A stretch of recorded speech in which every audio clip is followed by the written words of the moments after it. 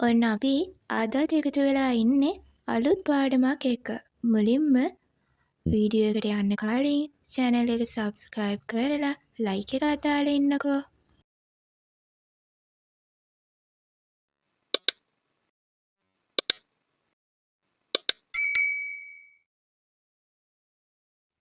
පුංචි ළමයි කැමතිම පාඩමක් තමයි තේරවිලි කියන්නේ. ඉතින් මේ තේරවිලි කියන එක අතීතයේ පටන් පැවතෙනවා. අතීතයේ මිනිස්සු පාරේ යද්දී දැකපු දේවල් ප්‍රශ්නවලට ගොඩනගලා ඒ පුද්ගලයන්ගෙන් අසනවා. ඒ පුද්ගලයන්ගේ බුද්ධිමට්ටම පරීක්ෂා කිරීම තමයි මෙහිදී සිදු කරන්නේ. හරි, මේ තේරවිලි හරිම රසවත්. මුලින්ම අපි ඔයාලට කියවන්න ටිකක් අමාරු වෙන එක හින්දා අපි මේ තේරවිලි ටික කියවලා ඉමු. තපස් රකින්නවා, කෙතේ ඉන්නවා, මාළු සොයනවා කියන්න මගේ නම. උඩහ ගෙදර මම යනකොට අඟර දඟර වැලක් තිබුණා. මල් සුවඳයි, කිරි තිත්තයි, නොතේරුවොත් ටොකු ඉස්සයි. හරි, දැන් මෙතන තපස් රකින්නවා. තපස් රකින්නවා කියන්නේ අපි දන්නවා මේ සමහර මිනිස්සු කැලෑ විදගෙන භාවනා කරනවා. ඔයාලා අහලා ඇති.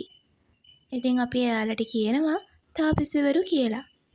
ඉතින් මේකෙදි කියනවා තපස් රකින්නවා, කෙතේ ඉන්නවා. කෙතේ ඉන්නවා කියන්නේ කුඹුරේ ඉන්නවා. කෙත කියන්නේ කුඹුරට. මාළු සොයනවා කියන්න මගේ නම. ඕනම තේරවිල්ලක් හොයාගන්න අපිට ඒ තේරවිල්ල ඇතුලේ ඉඟි තියෙනවා. ඉතින් මෙතන ඉඟි දෙකක් තියෙනවා. කෙතේ ඉන්නවා, මාළු සොයනවා. ඉතින් කුඹුරේ ගොඩාක් වෙලාවට ඉන්නේ කවුද? මාළු සොයස. අනිවාර්යෙන්ම කොකා කියලා මතක් වෙනවා. ඉතින් මේකට පිළිතුර වෙන්නේ කොකා. හරි, ඊළඟ කවිය ගැන කියද්දී අඟර දඟර වැලක සුවඳ මල් තියෙන තිත්ත ගෙඩි තියෙනවලු. ඉතින් එහෙම කියද්දිම අපිට මතක් වෙන්නේ කරවිල. හරි, ඔයාලට කියවන්නත් අමාරු හින්දා අපි මේ කවි තුනත් මුලින්ම කියවලා ඉමු.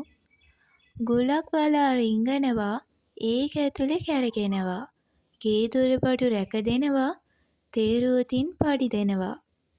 දත් තිබුණත් කටක් නැතේ, සියලුම දත් උල්ව ඇතේ. අවුල්ලිහා හැඩ කරතේ, නැති ගෙදරක් ඇත්තේ නැතේ. පිරිසිදුකම කරන අගේ, රැවුල ඉත්තෑ කූරු වගේ. මිදුල වටේ යන එනකොට, රැවුල ඇඳෙයි පොළොව දිගේ. හරි, ඊළඟ කවියේ ගුලක් බලා රිංගනවා. ඒක ඇතුලේ කැරකෙනවා. ගේ දොරබඩු රැක දෙනවා. එහෙම කියද්දිම අපිට මතක් වෙන්නේ යතුර. ඊළඟ කවියේ අවුල් ලියා හැඩ කරතේ, නැති ගෙදරක් ඇත්තේ නැතේ. අපි දන්නවා කොණ්ඩේ අවුල් තියදී ඔක්කොම හැඩ කරන්නේ පනාව කියලා. පනාව නැති ගෙදරක් අපිට දකින්න හම්බෙන්නේ නෑනේ නේද? ඒ පිරිසිදුකම, මිදුල වටේ, රැවුල ඇඳෙයි පොළව දිගේ කියද්දිම අපිට මතක් වෙන්නේ ඉදල.